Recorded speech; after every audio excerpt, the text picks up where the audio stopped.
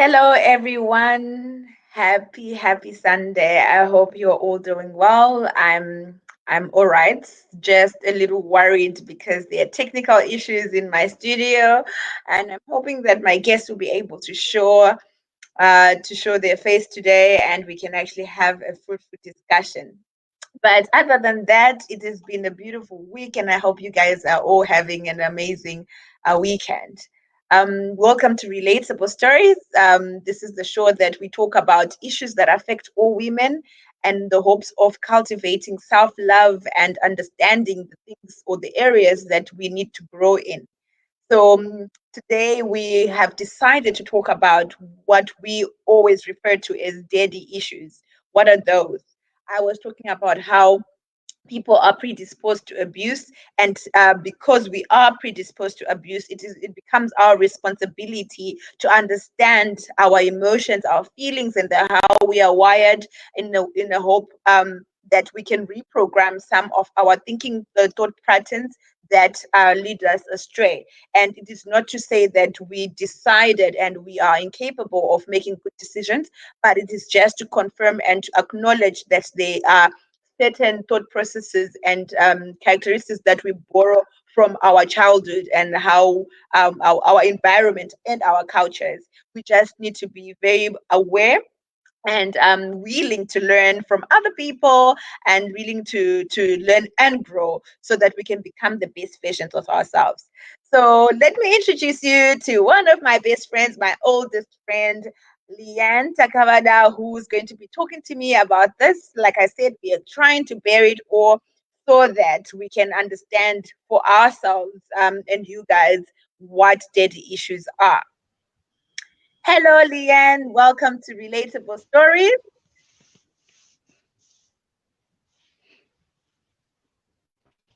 Hello, Leanne. Can you hear me? Hello, everyone. It's nice that you're here. Can you hear me clearly?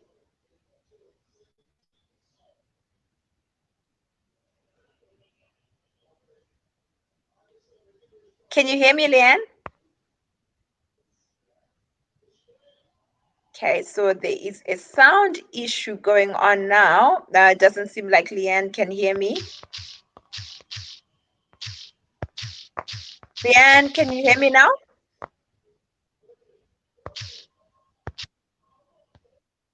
Please let me know when you can hear me. Hello. Uh, Hi, can you hear me now? Oh, okay. So I can hear you, and we can hear you. So I think what is going to happen is I will probably need to put a question in the chat, and then you can actually respond to it. Um, Hello, everyone.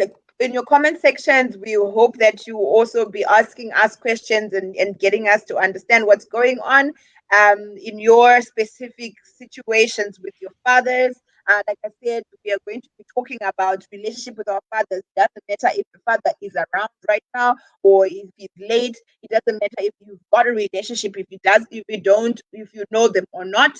I think there's a lot of issues to unpack right now.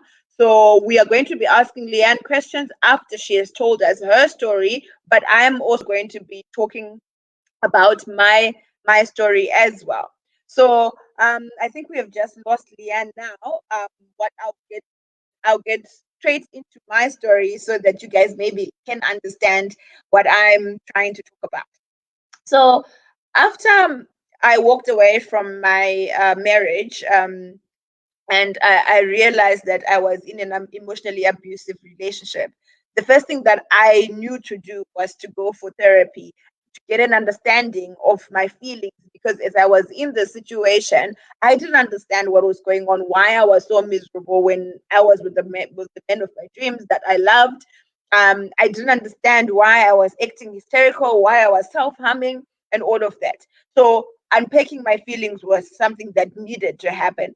But while I was doing that, I ended up having to answer questions like, How did you decide to get married? When did you decide to get married? Were you ever at a position feeling that you should share your feelings with somebody other than your husband, even though he had said something? And why is that?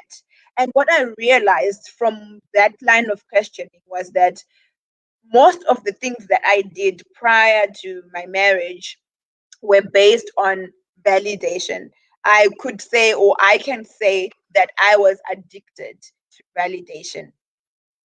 So what was happening was, I was, instead of making my own decisions, I was using the people around me, my tribe, to inform my decisions, especially when it came to big decisions, because I never really wanted to take responsibility of having made that decision alone. And what I recognized was the risk aversion that me and my father actually have. And because I look up to him so much, and he's the one person that has always been pushing me to greater heights, against all odds, I feel I've always had the feeling that I need to please him, or I need to reach the mark, or do the things that he's set out for me. So that risk aversion made me a person that usually or generally does not like to take responsibility of things that could fall apart. For example, things that are not scientific, that are not, there are no numbers. For me, it is something that I cannot control. And so I'm very much risk averse when it comes to that.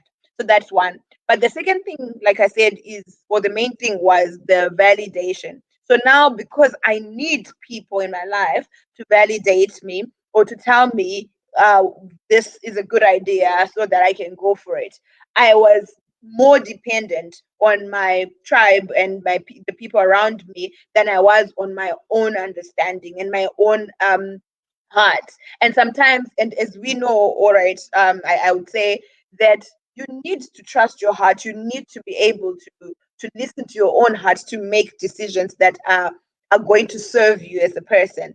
And I look back and I realized that my father was never enough very good with affirmations, even though he has um so much belief in me that I can excel, I can be a success, and like I feel and I know that he's the one person that actually believes I can do anything. But when it comes to when I actually attain something, he generally looks at the next step than dwell on celebrations and affirmation of how great you are. And so because I grew up like that and I never really got the affirmation that I was really chasing for, because everyone else would say, "Oh my God, you're great, you're doing great." But my dad wasn't saying it, or he wasn't spending as much time doing that as I would have loved. I subconsciously was chasing it from everybody else. And so most of the things that I uh, did rely on people's opinions, and including the fact that my idea of love meant that that person had to be a strong affirmer or a validator. And that's so when I made the decision to be with my ex, there was nothing else that could outweigh the fact that he was an affirmer and was a validator, and that is even including the red flags and the things that it eventually caused the downfall. So now I recognized that a lot of the things, or a lot of the thought patterns that I have, even in other areas that I will talk about later, it has all been stemming around my relationship with my dad. Because my relationship with my dad, I have seen and I have acknowledged now that it has been the most important relationship that has influenced how I interact with everyone else. And I cannot, and the thing is, I cannot say I was not loved, I had a bad childhood or anything, but it is the awareness of the fact that there's things that my dad doesn't do that I would have wanted him to do, that I never vocalized or that I ever knew that I needed from him. So that is my story, and it is a story of validation, and it is a story that now I am proud to speak of because I'm aware of it. What I did about it though was nothing, because I realized that it's not about our dads. It's not about what they know and what they do. It's about us just being aware of how our interactions and our relationship with our fathers actually affect us. And then we can decide how to think or what to take away from it. So from my end, because my dad is not an affirmer or is not a validator, I'm never going to stop longing or wishing that he was, but I can now stop expecting it. Or my reaction to him not validating or not affirming in the situations that I would like for him to do it will not be as dire as before, because now I'm aware that if I'm not feeling so happy after I've accomplished something, probably because my dad didn't say congratulations in the way that I would have wanted him to say it, or he didn't spend the time to appreciate my success in the way that I would have wanted it. But that doesn't take away from the fact that he is excited and he is happy for me. So I have to change my thinking so that I don't continue to expect that. And that would then create a domino effect in everything else that I do outside him, with other people, because I won't be expecting everyone to validate in the same way. So I'm just going to bring and pose the question to you guys. Um, what are the things in your relationship with your fathers that you feel affect your relationships with other people right now? It would be nice for us to talk about that while we wait for Lyann to join again. Uh, she does have a story that I was hoping that she'll be able to share live with you. And if she's not able to do that today, we'll have to bring her back. But it is a story about a young girl who lost a father at a young age, but never really got a chance to bond or connect with the father the way she would have wanted. And I feel that if she was even saying or testing to that there is a bit of bitterness for never having that. And I wanted us to unpack and see or hear how that's affecting her in her life right now. So I'm just going to listen and hear what you guys have to say. Uh, how are your relationships with your dads?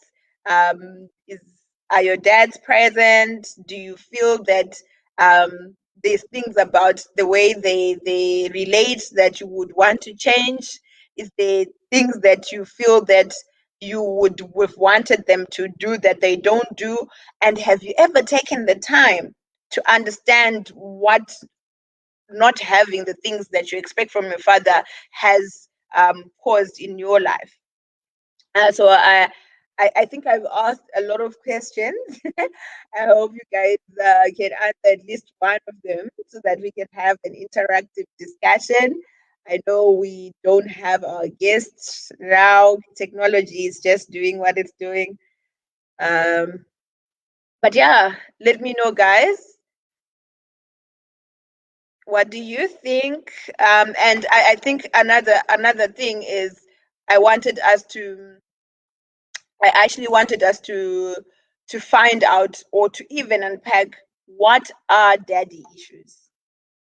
What are daddy issues? I'm going to read something that an article that talks about daddy issues, but I would like to hear from you guys. What do you think are daddy issues? Okay, so I've got a comment here. I think for me, it's the issue of affection. Growing up, it seemed like it was okay for a father to not openly show affection. But now I think that might have also caused me to be emotionally closed off, because showing affection was never really something I grew up with. I think I can relate with this, and a lot of people sometimes can relate to this. It's our fathers in our culture, in the African culture, never really showed affection. I mean, I can remember that my dad first gave me a hug that I felt, and I remember celebrating when I was 14. It was in form two. And I remember going to my mom and jumping up and down and saying, Dad hugged me. Just a hug. And I'm talking about this particular situation because it was very important. I didn't even realize it was that important to me that my father hugged me. But when he did, it made such a difference. And consciously, I decided because he could hug me on that day and I didn't ask him and it just happened, I was going to try by all means to hug him, even if he's uncomfortable, because I wanted it. It would have been nice if my father would just hug me regardless every other time. And um, but that meant that in the men that I was going to marry or in the men that I am attracted to, they also have to be very affectionate. And so I there's it's because of that lack that my dad um that I had with my dad. And I can hear what you are saying, that sometimes then that can translate to you not showing affection. If your dad was not hugging you, then you don't hug your kids. But remember, I'm telling you from a kid's perspective that when you don't hug me, sometimes it could then feel like you don't love me because I'm just a kid and I'm translating love from what I see with my peers and all that. Um, so I think that we have to be really, really aware of the fact that our fathers or our fathers' generations, they didn't have that kind of affection that that came with children and their parents. But in the generations that we are living in now, we have to affirm, we have to tell our kids that we love them. Otherwise somebody is going to tell them they love them and they're just going to buy that, even if they are red flags or whatever. They're going to buy that because that's what they're getting from their um, parents as well. And then I've got another comment here. We usually don't know or realize the impact our upbringing has on us. It seems normal when we don't get the validation or affection. It does seem normal. It is always going to be a situation of us normalizing things that are not normal until we hear someone speak of it. So I'm so glad that we are here having relatable stories, because without talking the stories, these things seem normal. But the dire consequences of us not getting what we want or not understanding what we didn't get and now what we are is abuse most times. And we are in wrong, we are unequally yoked with people that don't are not supposed to be with us anyway. So I think it is very important that we all understand that there is so many things in our minds that go on before we make a decision or a choice, that we must be intentionally trying to understand. It is a lot of work. It is the self-love journey after all. It is a journey because it doesn't end, and it is about you knowing yourself and understanding yourself. Why do I do these things? Why do I feel like this when this happens? And sometimes we take for granted our emotions because we've never been in a situation where we've never when we grew up we weren't ever told to look or go think about our emotions. But it is important for us to always continuously do that. All right, I'm loving the comments, guys. Keep them coming so that we can unpack this. I have to do this alone. Lyann said internet is not working. There's the Wi-Fi and issues back in Zim. So I'm hoping that she can join on the discussion, and then just comment from Facebook, and we can hear what she has to say. I'm going to tell her now. Facebook.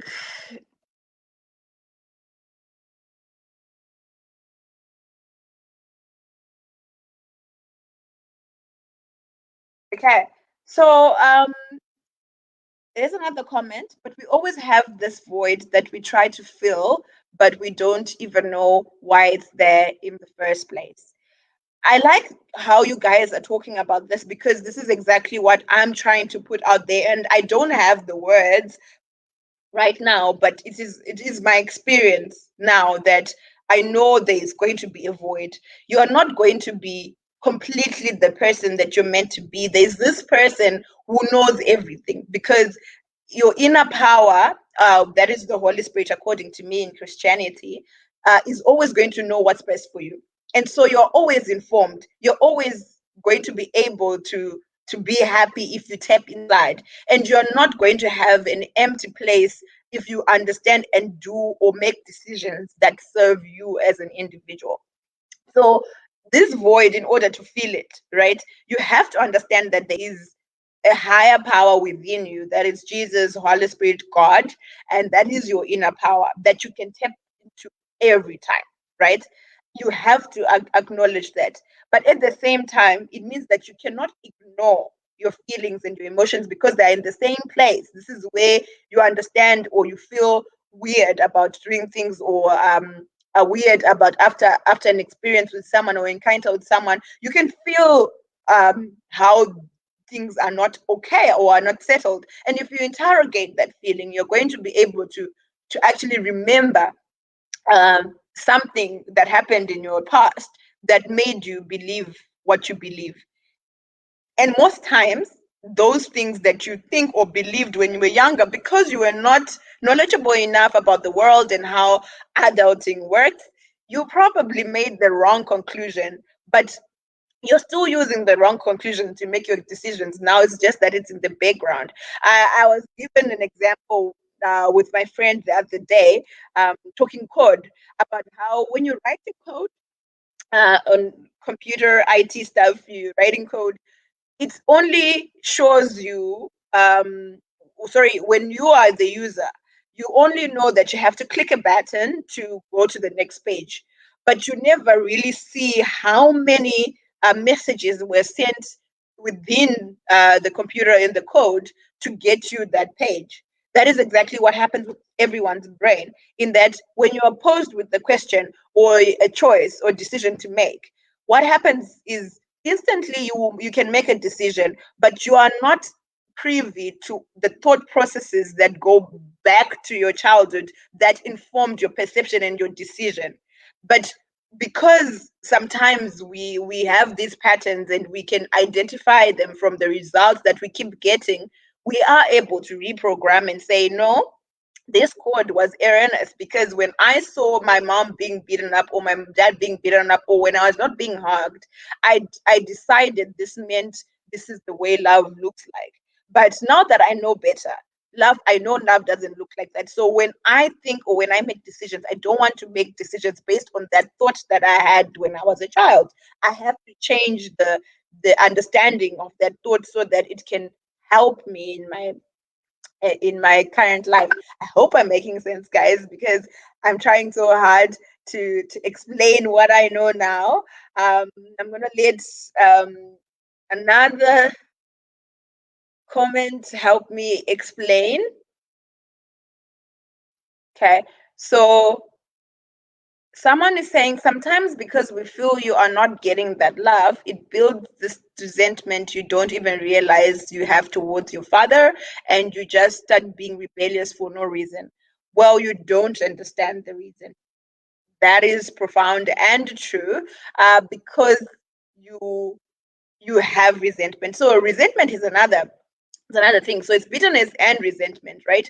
You can, when you're not getting what you want, generally, you can rise above it and understand and accept that you're just not getting what you want at the time that you want it, and you can continue hoping that you will in the future, and that works out. But when you don't get what you want and you feel entitled to it and you feel you deserve it, and you never get to express your feelings to the people that are not giving you what you think you deserve, you're going to start being bitter, right? And when you become bitter and you still don't deal with the issue, that is going to be resentment. And with resentment comes a lot of things. And this is what I guess you're trying to put out here, is that you can then start not taking care of yourself because you don't love yourself enough anymore. You don't love yourself enough to give yourself what you need, which is the TLC when you're feeling bitter, and the courageous conversations that you're supposed to have with the people that are hurting you. That is all loving yourself. That is all self-respect, self-care that you're not doing. So in a place of resentment and bitterness, you are a person that actually doesn't know who they are, that doesn't really take care of themselves, and therefore you can act out. You can decide to be promiscuous. You can decide to take on a bad habit, to just ignore and numb the pain that you're feeling, because it is, for you, nothing, it changes nothing. You're going to be miserable anyway. You've accepted misery, but that is not your portion. So I think that it is very important for us to allow ourselves to look into the reasons why we feel bitterness or resentment towards other people. But when it comes to our fathers, we need to all realize that we want that affection from our fathers. There's no way that you don't, whether your father is abusive or not, he's present or not, we would all want that. And so just acknowledging that that is what you would want goes a long way, because you cannot ignore that you wanted it. And if you acknowledge it, you're going to be able to operate from a place of either forgiving your father for not being able to recognize what you need, or not being present to give you what you need, and move on, or you can be able to go and have a discussion about the current state of affairs if you are able to. But in most cases, as I have begun to understand it, the control that you have is your emotions. The next person, yes, you can communicate with them. They might not understand different generations. There's a gap there. So you might not be able to explain it, but it goes a long way for you to be aware that you are craving for validation from your daddy, or you're craving for love and affection from your daddy, or you want an apology for things that they have done and destroyed the family, etc. But it's just acknowledging it. It's not to say they can give you, because that is not in our control. You can, yes, you can be lucky after having a conversation and you get it, but sometimes you will not get that feedback. So what you would then need to do is accept and change the expectation, change the way you operate when and if that thought comes around. All right. So there are no more comments here from you guys, but I wanted to find out who here uh, wants to talk about what do you want to see less of on with when it comes to fathers, because I think a lot of things are apparent. What do you want to see more of? You would want a father that can treat you the way that any man in your life should treat you, with respect, giving you affection, reminding you how special you are, supporting you in everything, affirming you about everything. Um, I want to just point out, for me, I think it may come off wrong with everyone else, but for me, when I was walking away from my marriage, the one comment that stood out for me, or that the one comment that strengthened me, like, there was no doubt about how much I was strengthened by that comment, came from my father. When he said he understood, and he knew that I'm strong enough and I will be okay. When he said that, even though I had made the decision and I've been talking to my mom, and I knew I had the support of everyone, and I wasn't really concerned about how anyone else was feeling at that point, because I knew I needed to take care of myself. When I heard my dad say that, he sent me a message that I kept. It was it moved me, and I would like to say that for me, that was a gesture that was bigger than anything that he's ever done. And my father is a provider. He's always showed up for me. He's always providing and making sure I've got everything I need. I mean, he makes sure that he tells my mom that he's proud of me and all of that, and he gives, just not directly through my mom, but he'd never, or I'd never felt that we had a one-on-one conversation, or interaction, where I felt he was just telling me that I'm awesome or I'm great. And And I think no daughter should have to wait to hear that stuff from a romantic relationship or from men outside their fathers. So what we know we want that. What don't we want to see that we are currently seeing right now? What are the fathers right now doing that we want them to stop doing? Because that is also going to help us in identifying the things that we had during our childhood that could have caused some negative thought processes, and I wanted you guys to maybe just share that. um i think I think there's no comments here in the comment section, but yeah, that's the question I wanted you guys to answer. What would you like to see less of?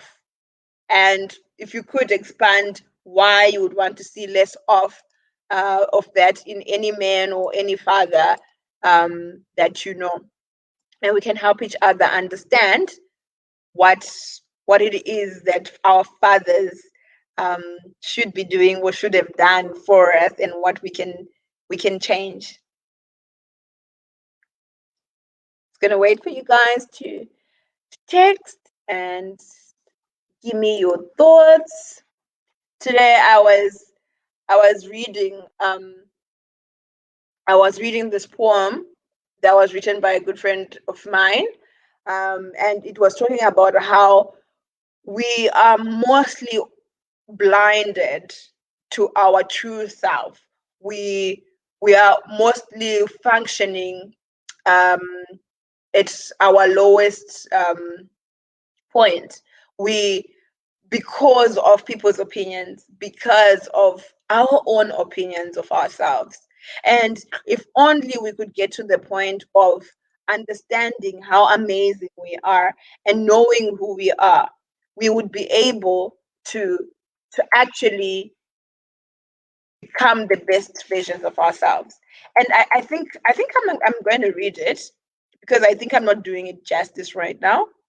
I'm gonna just read it for you guys because it's talked to me about this particular topic that we're having today, uh, which which talks about how we as women have have been hidden under rubble, and we are yet to become the strong, amazing women that we were always meant to be. Okay, so here goes the poem. The richness that we have in our mind's eye lays dormant with blockers from people and, in particular, ourselves. We allow them to put layers on top of us and choose not to remove those layers until we feel fully equipped to propel. These layers manifest in us and grow like weeds in an unkept garden, keeping us unwell. Embrace the labor of unearthing these weeds. They have no use but block the true beauty, confidence, and trust that's striving to escape from hell. Breathe, open up to yourself, feel the waves of emotion and struggles as the wind removes to expel. Go forth, radiating your natural light, bringing to you what's rightfully yours to experience and reveal. The doors open, the dead cleared, and nothing but the youth will appear, glowing with vibrancy, feeling nothing less than sensational. I found this so profound because there is a lot that is keeping us down. We are unwell. We are not the happiest that we can be because we are allowing the layers of what we choose to accept from people and from ourselves. We are very judgmental of ourselves as well. And by people here, I'm looking specifically at our dads because there is there is going to be a big part that our dads play in the layers. So we start to then take other layers from other people, but the very first man or the very first important person in our lives, our dad, if they don't create a good foundation, it's it's all downhill from there. Comment here: men need to stop thinking that showing emotion means one is weak. Okay, I have to agree with that. And I think this non Hlatla who was here last week would agree that yes, men need to stop thinking that, but it begins with us. We have to make sure men are feeling that it's okay for them to show emotion. And we have been telling men for too long to not cry. We've been telling men that they're stronger than women, that they they really shouldn't be bothering to share their feelings, right? So they, as a society, we've made it hard for men, especially African culture, to know or to be confident in sharing their emotions. Because I have a friend in even who was telling me that I'm such a girl because he's in touch with his emotion. I've never felt that he was a girl or he acted like a girl. I actually love how he shares, how he shows up, and I had been secretly wishing and hoping that all men would be like him. But I hear him judging himself every time when he's confident to do that with me because he knows I'll never judge it. But he's definitely not going to feel as comfortable with every other woman in the world because we have created a situation that all men think that showing emotion is weak, and men don't do that. So we, as we raise our boys, I wanted to also double click on this raising boys thing, that it's not the mother's a job to raise the boy. We all raise the boys. I was thinking about it in hindsight that I was firstborn, and my little brother was basically my child because when you're firstborn, you play the mother or the parent role from a very young age. You have to be the responsible one and all of that. So yes, we 5 years apart, and we are peers, but at the same time, I've always played a big role in informing how he was raised. So because I understood some things, I would make my parents do some things for him, and sometimes I would cover up for my parents so that I could make him happy. But I realized that the things that I took away from him, lessons that I took away from him, experiences that could have helped him be a better man. Like for example, just experiencing not rejection, just not always getting what you want. All of those things help you or they shape you to become a person who's not entitled, who gets to work for their things, who gets to speak up respectfully to their elders or to the people that are in charge to get what they want or to get ahead. So it is important that we collectively make sure that our men are happy to share their emotions, that our men are raised in a way that public display of affection is normalized, that raising the girls means raising or interacting with a woman that they love, and they must show love by affirming and communicating openly, because as a child there's certain things that would seem obvious, like, well, I make sure you have a roof over your head, you go to school, you always have everything you need. So surely you know I love you. As a kid, sometimes we do not, people do not register, or the children do not register all of those things because they're just not um, uh, old enough to understand how that can also be a form of love, acts of service and all. So I think that it is a good thing that we have brought this topic to light, and that we are aware that there is certain issues or there's certain underlying characteristics and thought patterns that we have that were shaped by our childhood, and we need to do the work. We need to be okay and happy and ready to do the work of unearthing the rubble, or of unearthing the gold, actually, not the rubble, removing the weeds, removing the rubble from the inner person that is longing to live and enjoy life, because that person knows how to tap into the inner happiness, the inner power, and that person will be led by the Spirit into getting everything that is meant for them to fulfill their purpose. I do not want to keep going because I think that all the comments I've read are speaking exactly up to the point that I wanted to bring out today, which is You might not know what it is, but it is up to you to do the change, and you are responsible for it. The self love journey is yours, and you must embark on it. There is no reason why you must go on living a life that you know is not for you. Everybody knows that there is better for them right now, and so there is need for us to take control, to take the steering wheel, to drive your own life. And the only way that you can do that is transforming your mindset. And by transforming your mindset, you have to go and dig deeper. You don't have to go and sit down and just say what's on my mind. But what I know you can do is each time you experience something new, just as you're going through life, if you are intentional enough about not ignoring your feelings, you're going to be able to interrogate or understand what's going on. I see Lyann in the background. Hi, Lyann.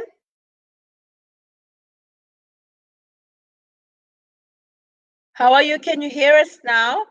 We were just trying to wrap up because we couldn't get you online. But if you could give us last remarks, that would be great. Since we still have, I think, 20 minutes. Can you hear us?